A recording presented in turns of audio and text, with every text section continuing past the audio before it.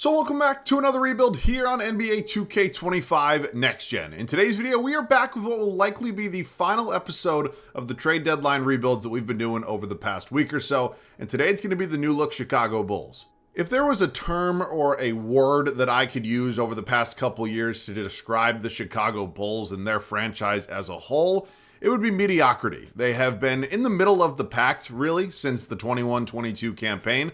This has been a team that has never really been close to actually winning anything, but they've also never been bad enough to the point where they can get a really good draft pick. Now, I want to give them some credit because letting DeMar DeRozan go to Sacramento was a really good move. This year at the deadline, obviously trading Zach LaVine to Sacramento, also a really good move. So they are finally at least attempting to bottom out, which has been something that has been needed for many, many years. Today, our goal is within 2.5 seasons to make this team a championship contender and hopefully get that championship. As I just mentioned moments ago, I believe this is going to be it in terms of the trade deadline rebuilds. This is the first time, I think, in the history of this channel that I have been doing these rebuilds still like 2 weeks away or 2 weeks past the deadline. So obviously we had an insane trade deadline. Off the top of my head, I don't have any further ideas. I wasn't even going to do this, but I got it requested a few different times. So here we are today. So my plan is just to go back to finishing up the trading every player rebuilds along with the Curry era rebuilds, and let me know anything else you want to see down below in the comment section. So Bulls fans, I know it's tough to be excited about the real idea of your team losing games, but if you look at the bigger picture, this is actually probably the best thing that could have possibly happened. So let's get into it.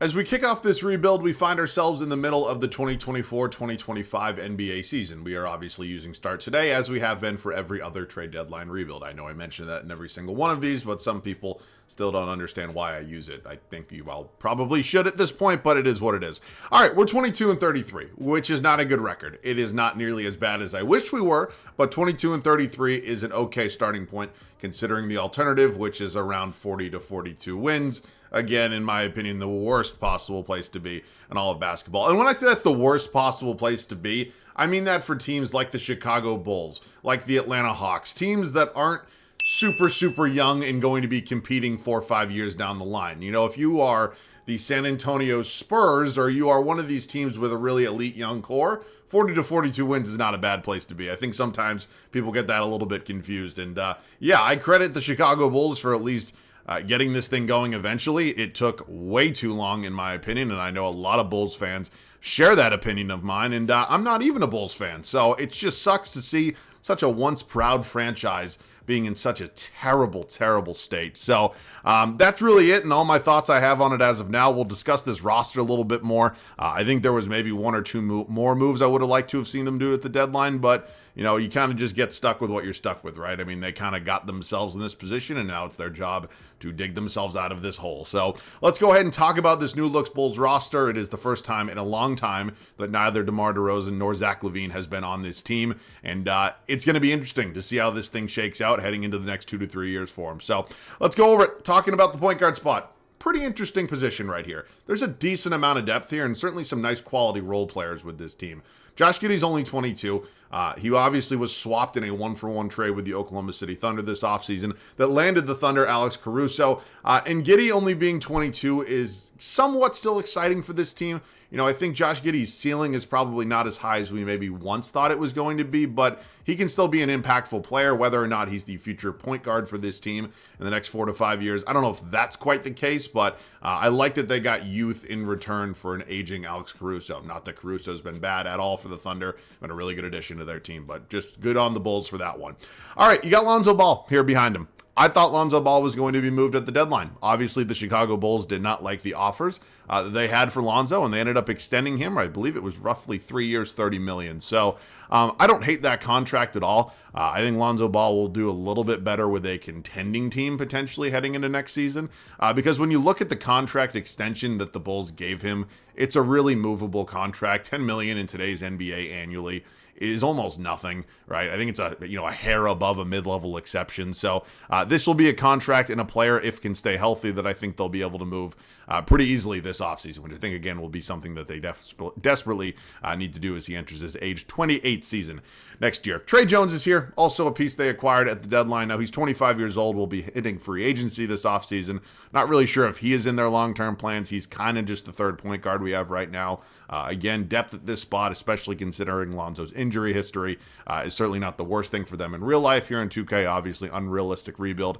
With no injuries on, he's probably not going to see a ton of minutes.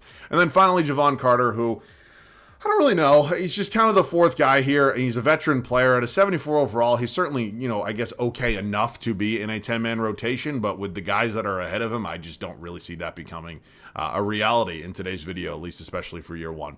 Now, the shooting guard spot is interesting because Kobe White is now, I guess, the main focus here. And I know that a lot of the rotations they were running had LaVine playing the 3 and Kobe White obviously in the starting lineup for this team most of the time when he is healthy, or when him and LaVine are both healthy. But the way I see it is Kobe White is one of the better value contracts in all of basketball right now. The unfortunate part of that is that there's only 2 years, or really 1.5 year remaining on that, because he's going to get paid. I don't know if it's going to be by the Bulls, but he's only 24 right now and already at that 83 overall. I think he is one of the few and lone bright spots on a really, really dreadful Bulls team. So I'm excited to see how his progression ends up going as we make our way through this video. Kevin Huerter was a piece they got back, of course, in the Zach LaVine trade. He's only 26. He's a nice role player, can hit some shots. I'm not super excited about the premise of paying Kevin Huerter $17 million annually, but again, it's something we'll deal with as we progress through this video. Now, the small forward spot, I'm going to be very interested to see the way they approach it moving forward, because I think there's an argument to be made that this, while being maybe one of the weaker positions on the team, I like the depth quite a bit, and I like the youth movement we have going on at this position, even if this is not the natural position of a lot of these guys. I would assume maybe more of a 2 than a 3. He's listed as a small forward right now, and in all likelihood will be our starting small forward for the rest of year one. So we'll see what we want to do with him. I'm not really sure what to think about Patrick Williams anymore. He was the 4th overall pick back in 2020. And I don't know if it would be safe to call him a bust, because that feels a little unfair. But for a guy who was a 4th overall pick, even as, I guess, a defensive specialist, I think we need a little bit more here. And I don't necessarily love the contract extension he was given. It's something that they probably had to give to him, and it's not a crazy, outrageous price. And again, he is only 23. It doesn't mean that his career is completely over or anything, but I just think you have to expect more for a 4th overall pick than what Patrick Williams has been able to provide so far. And again, it's not necessarily the Bulls' fault that that's happened. It's just, it's the reality they find themselves in right now. So, I'd like to see the Bulls do something moving forward that is a franchise-altering move. I'm not saying go out and trade for a superstar, but, paying the Patrick Williamses of the world $72 million is not always necessarily the best answer. Talen Horton-Tucker and then Dalen Terry here as well, 24 and 22 years old respectively. Again, it's all going to be about who we end up moving this offseason for what our rotation looks like next season, because in all reality, this is a lost season. We are not trying to be good.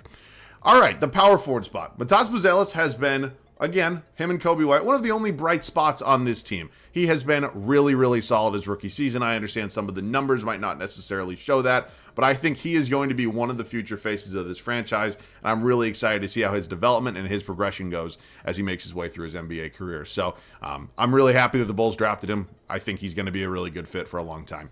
Behind him is Julian Phillips, only 21, 73 overall. Again, going to be similar to all the backup small forwards here. Just going to see how things shake out after year one. And then finally, the center spot. The Nikola Vucevic extension a couple off seasons ago was always was the off season or deadline? I think it actually might have been deadline. Whatever it was very interesting at the time, because I had the same thought back then that I do right now, that Nikola Vucevic is not part of your 5, 6, 7 year plan. It just doesn't make sense from an age perspective, from how good he's going to be at that point. It's not really logical. And of course, they shopped him a bit at the deadline. It seemed like the only team who had any real serious interest was the Golden State Warriors. And that really never felt like a deal was close to being had. Now, the good news, I guess, for the Bulls this offseason is 2 things. First and foremost, he's not an expiring contract, which is good because they can move on from him this offseason. He will be expiring after this year, and I think that a lot more teams should have some interest at that point. I guess the other good thing is that he's only making about $20 million, which is not a lot for a player that has been as good as he has for a long time in this league. One downside, he's going to be entering his age 35 season next year. So it's kind of give and take, and I think the Bulls are likely going to be moving on from him this offseason if the right deal can find itself. Now, behind him, we have 24-year-old Jalen Smith and 27-year-old Zach Collins, another piece from San Antonio that they got at the deadline. So, there's some okay depth here. There's not a lot of star power. I don't think anybody's really denying that fact. But this thing is likely going to need to be stripped down just a little bit further this offseason, and we'll make some decisions from there. So I'm hoping we're bad for the rest of this season. Let's go ahead and set the rotation.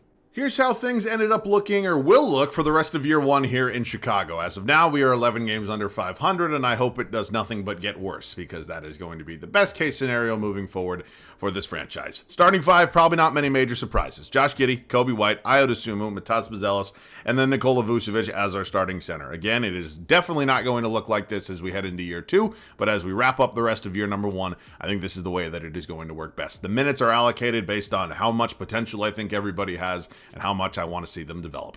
Bench unit will be led by Jalen Smith, maybe not your traditional sixth man, but he's young enough to the point where I think I do want to play him a decent amount. You got Lonzo here at the backup point guard spot, Kevin Huerter at the backup two, Patrick Williams, who is listed as our backup small forward, and then finally Julian Phillips, who is playing the backup four. Now, unfortunately, Zach Collins, Dalen Terry, Taylor Horton-Tucker, Javon Carter just don't really have the minutes for you right now. And as I mentioned, pretty much every one of these rebuilds, I think depth is really important to have in real life because there are injuries, there are many, many different things that are, real big focal points and why you want to have depth. But here in 2K, in a non-realistic rebuild where there's no injuries on, it's not nearly as important. So, of course, that'll all be addressed this offseason. Billy Donovan, head coach of this team. And yeah, I hope we do nothing but lose basketball games. See you guys at the end of year number one.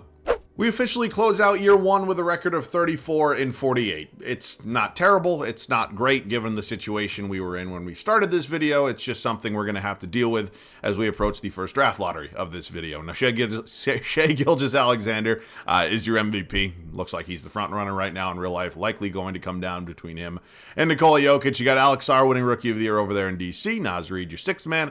Wemby, a Depoy. Again, I mentioned this from time to time, but I don't think I've actually ever seen anybody else win a Depoy, at least in recent, regular rebuilds. Cade Cunningham wins Most Improved, Trae Young Clutch Player of the Year, and Mark Daignault, of course, the head coach of the Thunder, with 62 wins, takes home Coach of the Year. Okay, let's see where we ended up. How is 34-48 in the plan? Good God, I swear to God, if we somehow sneak our way into the playoffs, I'm going to lose my mind. Even with that, I'm not happy because I wanted to be in the lottery. I wanted to be down here, with the Brooklyn Nets and the Charlotte Hornets and the Washington Wizards of the world. But when you, start this thing out with, only 11 games under 500, these other teams had quite a bit of a head start. And then here's a look at the state of the Western Conference. It's just crazy seeing a team that won 40 games, not even in the play-in, where, we're at 34 wins and somehow in here. All right, let's look at the numbers again. I mention it every time. These are going to be a little skewed considering some of the guys that are here have been brought over and have some numbers from other teams. And then we also lost a guy like Zach LaVine who did a lot of the scoring for this team. But I pretty much have an understanding and a big picture of who I want to keep moving forward and who I do not. So, as crazy as it sounds, let's just hope we don't sneak into the playoffs. Miami has not had a great season when you look at, the state of their franchise. For God knows what reason, they have Andrew Wiggins coming off the bench, and let's just see what ends up happening here. Don't do this to me, 2K. Don't do this to me. Us and Orlando, clearly a better team. Let's talk about how bad the KCP signing has been. He has not been good.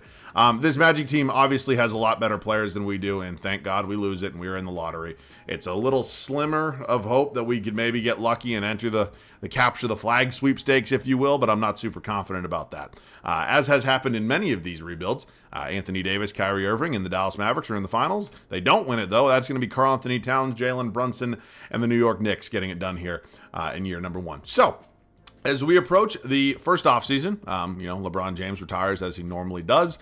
Luke Walton is also retiring, Hall of Fame. LeBron, CP3, Russell Westbrook, no surprises there.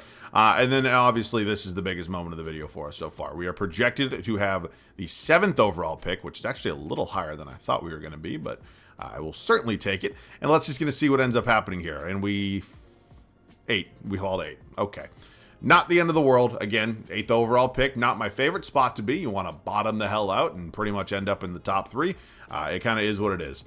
Billy Donovan has had a great career coaching.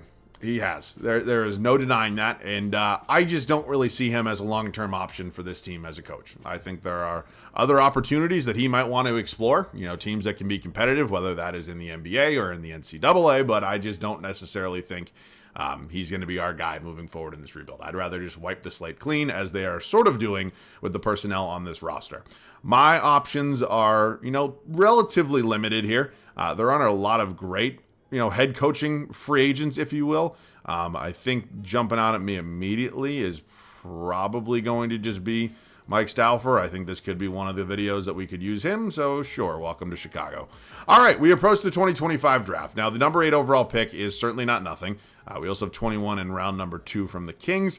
We have some future assets that are going to be in play in terms of, tradable picks when we do, in fact, try to make this team better. But as of now, I'm either going to look to move up or include this pick in a bigger trade. We're going to be making a big blockbuster trade here with the San Antonio Spurs. This is not going to go through straight up. I know what their rebuttal offer is, and we are actually going to accept it. Now, here's what it is going to be if you'd like to know. We're going to be including Nikola Vucevic in this deal, sending him to San Antonio. We get a first-round pick swap with the Atlanta Hawks next year. And getting Stephon Castle back in this deal feels like the biggest win we've had so far in this video. There obviously haven't been a lot, but this is easily the best move we've made so far. I know there hasn't been, trades or anything, but it's just in terms of what we have done and been able to control, this feels like my biggest move so far, and one that is going to greatly benefit us as we make our way through this video. I have no idea why the San Antonio Spurs are willing to do this, but if they are, that is perfectly fine by me. And I was always going to look to make a move at the center spot. And I think Stephon Castle is going to be a really big addition here. So we have the 21st overall pick in round 2. I'm not going to really need that, so we'll just trade it for a future second. Carter's going to pick up his player option. We will bring back Dalen Terry, and we are going to qualify Josh Giddey. Not exactly sure if he's in our long-term plans, but how much does he ask? Jesus Christ. Okay. I don't know if that changes a lot. This isn't exactly the best free agency class out there. I mean, Kyrie Irving, is obviously incredible. James Harden is just going to regress like crazy. And then John Collins being the 3rd highest overall. Probably a little less than ideal. We could maybe throw some money into a guy like Miles Turner, who has roughly, $22 million a year? I'm, again, terrible at math, but 88 over 4 should be, it's about 22-ish a year. Should be able to probably do that off the top of my head. If I could maybe overpay for him a little bit, I actually think this would be a pretty nice contract that we could add, because he is approaching 30, but I think he could be the starting center on this team long term. And I'd be willing to make the investment and maybe let Josh Giddey walk, especially after the addition of Stephon Castle. So Miles Turner is willing to sign with us. If I actually let everybody else go, could I actually keep Giddey? I could not. I think if I maybe move off 1 or 2 of these deals, though, I don't think it should be super hard, because Zach Collins probably not long for this team, especially with signing Turner, and then again bringing Jalen Smith back and keeping him on this team. So anybody want a salary dump here for Mr. Collins? Anybody? Thank you very much, Brooklyn. All right, well, with that, we should be able to go ahead and keep Josh Giddey's qualifying offer. I will likely extend him a contract, even if I am of the opinion that the money he is asking for is absolutely ridiculous. I will still do it until we find ourselves a better option. So Miles Turner going to be brought in on a 3-year deal. We will now pay Josh Giddey absolutely asinine money that he is never going to get. Just kind of what we had to do at that point. And again, we are going to make some more decisions with how we want to do this rotation heading into year number 2.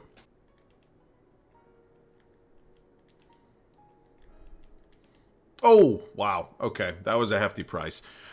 Wow, I just gave up a lot and landed ourselves Scotty Barnes. Now, I understand that 3 first-round picks, given the state of this team, including our unprotected first next year, is less than ideal. And I don't think this is anywhere near a move that the Bulls should try to make in the offseason. Not that it's realistic at all. I'm just working with a shorter time frame than what I think this team actually will be looking to do this offseason in real life. And Scotty Barnes, if I'm being completely honest with you, is about the 4th or 5th power forward I was trying to trade for. So I'm super excited to have him here. He's going to be my starting power forward. I think Bazelis is going to be the backup just coming off the bench. Again, if we had a 5 or a 6 or a 10-year rebuild, he would likely just develop and to a really good player and be our power forward. But I don't have that luxury. So I think at this point, Stephon Castle will likely move to the 3.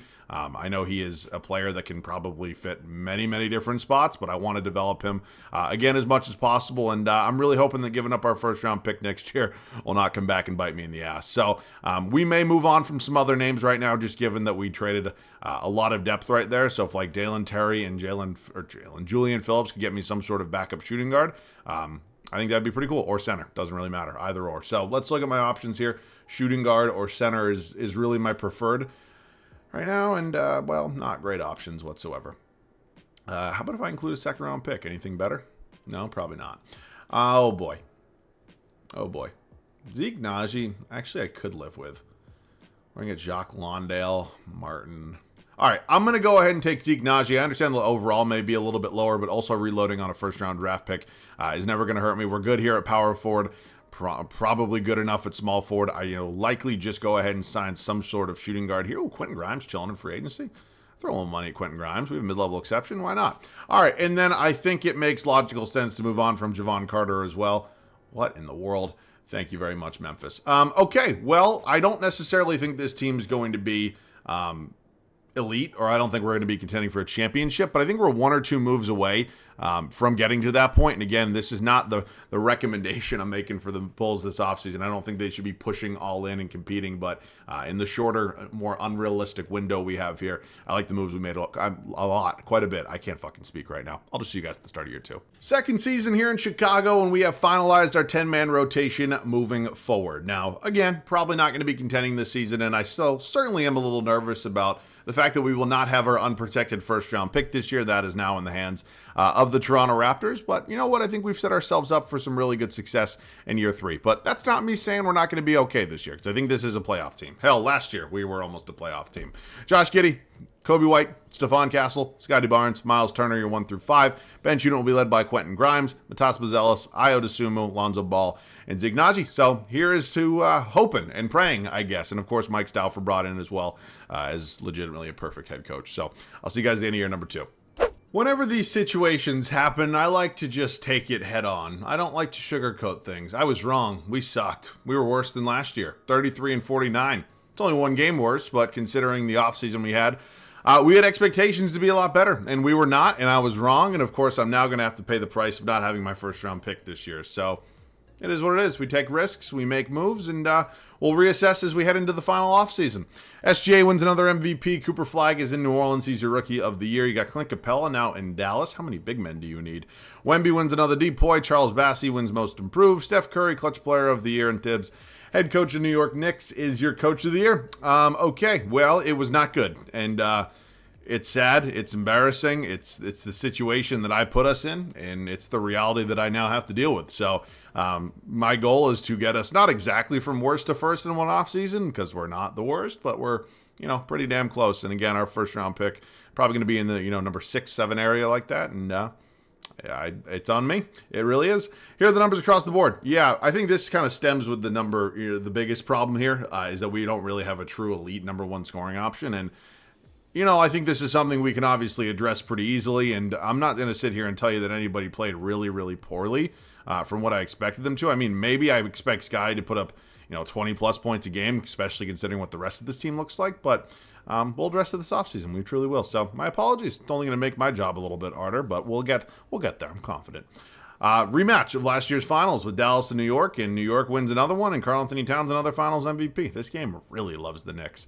Okay, it is time for offseason number 2, which is, of course, the last one. It is going to suck to see the Raptors projected to have our number 6 overall pick, and along with the Portland pick, which I believe is lottery protected. Yeah, it is. It's a number 1. Our pick, it jumped to number 4. Oh, good. I mean, if I'm looking at this from the big picture, if I was in a similar spot and I had the number 4 overall pick and could include it in a bigger trade for Scotty Barnes, I probably would have done something like that, but I understand that's obviously not the position we find ourselves in. Ordinarily, I might fire my head coach, but Mike Stauffer actually you can't get a better head coach than that. His ratings are legitimately perfect, and I understand he's not a real person, or at least a real NBA coach, but you get my point.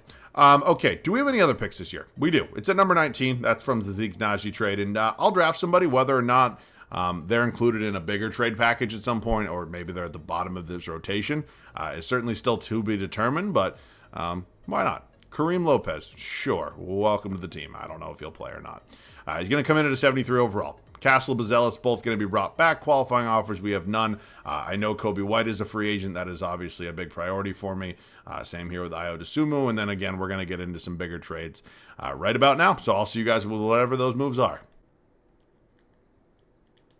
Oh, okay. Well, we have upgraded at the point guard spot. We landed ourselves Tyrese Halliburton. I don't remember trading for Tyrese Halliburton, at least in recent rebuilds. Surprised I was able to get him, but I was, and thank you very much, Indiana. This was the trade package. It was Josh Giddey, Lonzo Ball, Kareem Lopez, who we just drafted, a future first-round pick, and a trade exception. Just like that, we have a nice upgrade in this starting 5. Josh Giddey was not bad for us. He actually led this team in scoring and I think assists as well, and he was overall just pretty good, but we just needed some higher actual overall players in this starting five, and I think that one's going to be really, really beneficial. So this allows me to likely keep Kobe White as well. I think another year of development for Stephon Castle will be super beneficial. And again, I understand this is risky because this team is going to hopefully go from basically nothing to championship contender, and we're not going to be making many other moves. So looking at some options here in free agency, Tyus Jones looks to be the highest overall point guard that I can sign, and let's go ahead and do that. He's going to be the Lonzo Ball replacement. So is that it? I think it is, because again, I think we're going to get some nice development out of Stephon Castle, out of Massa Bazelis and Scotty Barnes, and hopefully it is good enough, because if not, I am, I'm screwed. So I'll see you guys at the start of year number 3. Oh, I lied. I actually had one more trade in the bag. I knew we had a lot of draft picks, and one that was especially valuable. That would be our 2027 first-round pick. Obviously can't take it with me into the next rebuild. And we still had a trade exception, which allowed me to go out and spend a little bit more money in upgrading our center spot. I don't have a problem with Miles Turner. I think ultimately I know how good he is, but Sabonis is a level above that, and I think he's going to be a really, really big addition to this team. So that obviously now requires me to go find myself a new backup center. The options are not great, to say the least, and Jusuf Nurkic is not really good at this point of his career, but he's what I'm going to have to deal with. Going to be 10 minutes a night, not the end of the world. So I think that's a nice addition as well. Even if Sabonis goes down 1 or 2 overalls, again, I would definitely take him over Turner. So now I will see you guys at the start of year number 3. Last season was a huge disappointment. I didn't exactly go all in, but we also weren't exactly good enough to, really do anything special. And it sucked not having our first round pick that ended up at number 4 overall. I think ultimately the moves we made and the upgrades that we added to this team are going to be really, really beneficial as we approach our third and final season here. And here's to just hoping that it's good enough. Tyrese Halliburton, Kobe White, Stephon Castle, Scotty Barnes, and of course the new addition, Domantas Sabonis as well. Bench unit will still be led by Quentin Grimes, Massa Bazelis, Tyus Jones, Ayo Dosunmu, and then, Jusuf Nurkic. I almost feel offended seeing him wear Derrick Rose's number. Let's just go ahead and I'll do something about that. I'll see you guys. Oh my God. I'll see you guys at the end of year number 3. I'd like to thank my lucky stars that we had a really good year 3. Now, does that mean we're going to win the championship? I don't know about that, but at least we will be in contention, hopefully. 61-21, that's going to be the final record. Victor Wembanyama is certainly arrived, and he is now winning MVPs, likely along with another Defensive Player of the Year. AJ DeBance is your Rookie of the Year. Miles Bridges now in Milwaukee is your 6th man, and yep, you guessed it. Derek Queen wins Most Improved. Tyrese Halliburton, our guy, our point guard. Really good shooting splits out of him. Clutch Player of the Year and Jason Kidd, 64-18. So could not quite get the best record in the league, but we did have the best record in the East. Us in Brooklyn, oh my God. All right, man. Let's go ahead and take a look at the full season stats for this group. Points per game going to be Halliburton, Kobe White, Scotty Barnes, Castle. I'm surprised Sabonis didn't do a little bit more in the scoring department, but it's okay with me. Rebounds was Sabonis, and then assists was Halliburton. All right, round 1. Round 1, we are taking on the Detroit Pistons. Cunningham, Ivy, Azar Thompson, Herb Jones, interesting. Rob Williams, Marcus Sasser, Ron Holland. All right, this is a pretty good team, especially for a play-in team.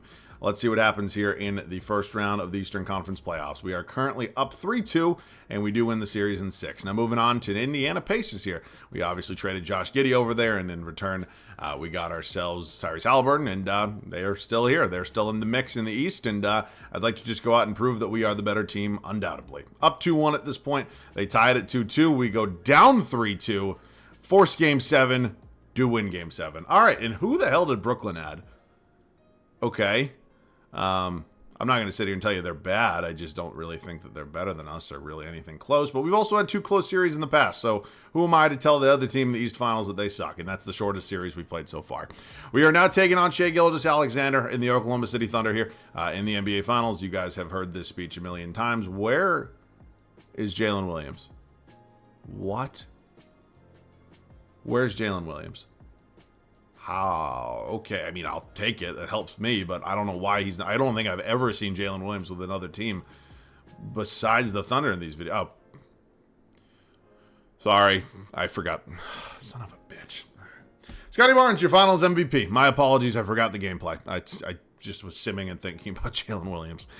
All right, man. I'll get you gameplay next time. I'm sorry. I have the time for it today, too. I literally just forgot. Okay, well, interesting video, right? I mean, we started this one out in a point where I think, we had some lofty expectations heading into that first offseason.